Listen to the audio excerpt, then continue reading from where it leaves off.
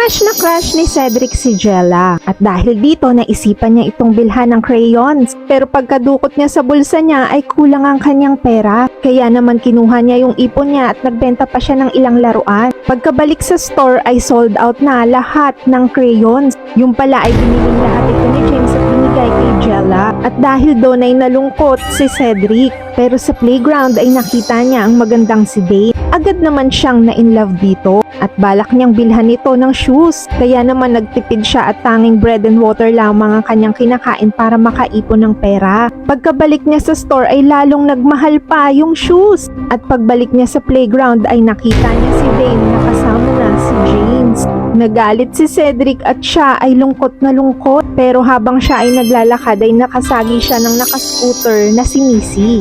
At ayun na naman, na-inlove na naman siya kaya nag-ipon siya upang makabili ng scooter at makabanding niya palagi si Missy.